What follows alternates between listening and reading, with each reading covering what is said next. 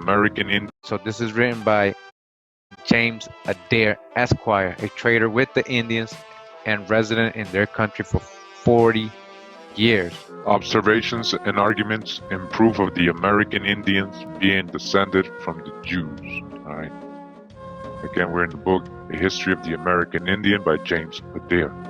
A number of particulars present themselves in favor of a Jewish descent.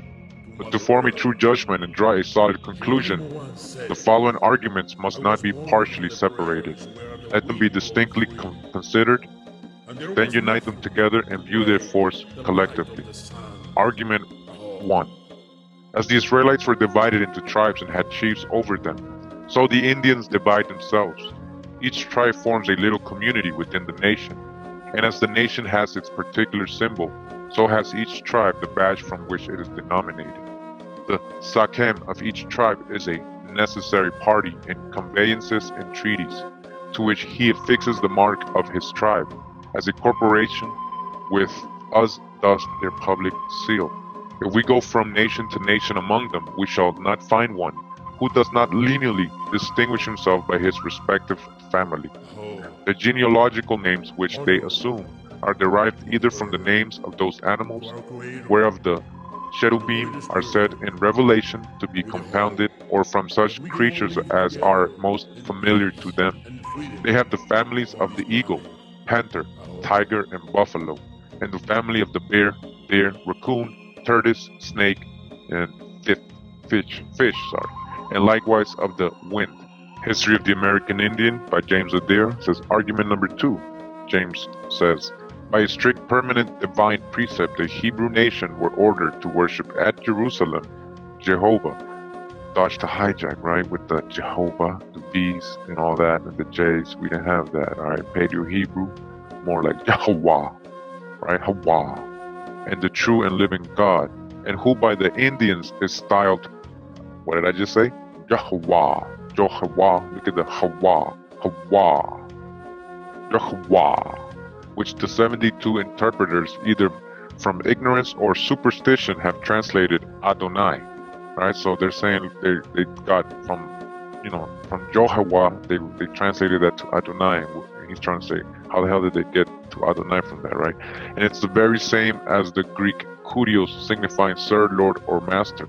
So he's saying that Adonai really just means Sir, Lord, or Master. It doesn't mean, the Most High, which is commonly applied to earthly potentates, all right? This is only applied to humans, all right? Titles, these are titles, without the least significance of or relation to that most great and awful name of Hawa, which describes the divine essence, who naturally and necessarily exists of himself without beginning or end. The ancient heathens, it is well known, worshipped a plurality of gods, gods which they formed to themselves according to their own liking, as various as the countries they inhabited, and as numerous with some of the days of the year. But these Indian Americans pay their religious devour to Lok, Ishtoho Abba, the great, beneficent, supreme, Holy Spirit of fire, who resides, as they think, above the clouds, and on earth also with unpolluted people. He is with them, the sole author of warmth, light, and all animal and vegetable life. They do not pay least perceivable adoration to any images, alright? No images, or to dead persons, just like the Hebrews. Neither to the celestial luminaries, alright? No falling angel doctrine, nor evil spirits, nor any created being whatsoever. Created being. That's not from the Most High.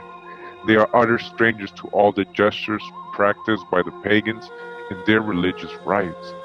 So who was the pagan, right? They did the Papa Bull, and the Pope said, you can go over to America and get all these pagans, right? These Saracens, these pagans, these enemies of Christ, and take their kingdoms, dukedoms, principalities, their land, their territory, their titles, right? Now, who really is the pagan? Because James Adair is telling us there is no practice, no gestures practiced by pagans in their religious rites.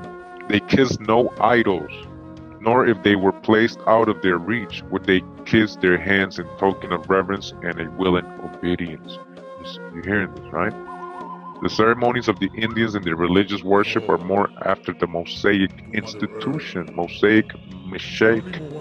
Moses, right?